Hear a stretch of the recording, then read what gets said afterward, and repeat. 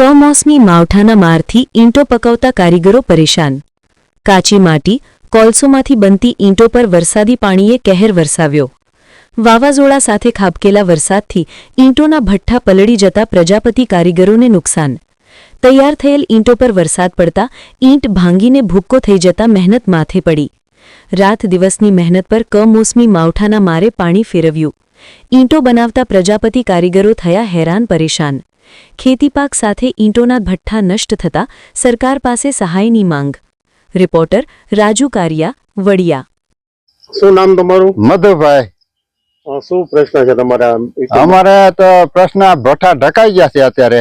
અગાઉ તૈયારી હતી, આગાહી હતી એટલે નકર અટાણે ભઠ્ઠા ખડકવાના હોય તો બહુ નુકસાની થાય।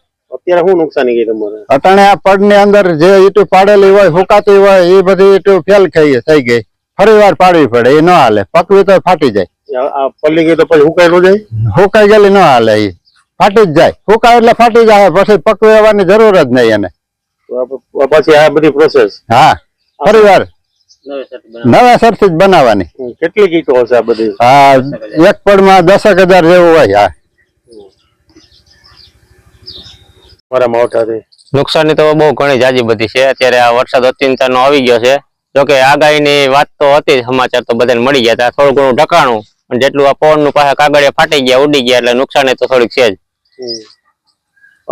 ભઠ્ઠો તમારો હા, એ ઉપર કાગળ ઉડી ગયો ને ફાટી ગયો, એટલે ત્યાં ઉપર વધારે નુકસાની ચાલુ ભઠ્ઠામાં। એ પલળી ગયો? હા, પલળી ગયો।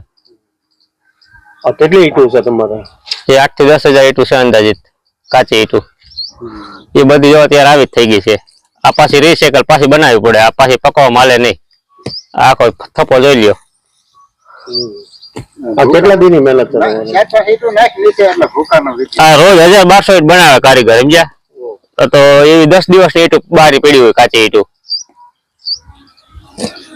આ બધું ભૂકો જ થઈ જાય અત્યારે, પાછી માટી જ બની જાય, ગાળ જ બની જાય।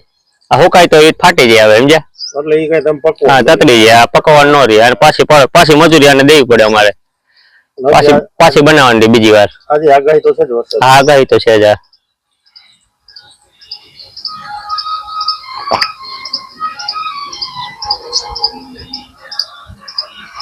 સંજયભાઈ। શું વરસાદથી શું નુકસાની થઈ? વરસાદની નુકસાનીમાં એવું છે કે આ 2-3 દિવસથી આગાહી હતી, પણ ઢાંકી દીધું, પણ તોય છતાં જેટલું પડમાં ઈંટું પડ્યું હોય એટલી નુકસાની છે। હા, 10-12 હજાર ઈંટુની નુકસાની છે। કોઈ કોલસા પલળી ગયા હોય, એ પાછા ફરી વાર થી પછી એમાં તાકાત જે તત્વો હોય એ વયું જાય, સમજ્યા? કોલસામાં નુકસાની છે, ઈંટુમાં નુકસાની છે। ઈંટું પકવતા બધાને થઈ હશે? હા, બધાને લાગટ અટાણે કુંભાર પ્રજાપતિ જેટલા ભાઈ ઈંટુનો ધંધો કરતા છે, જ્યાં વરસાદ હશે ત્યાં બધાને નુકસાની હશે।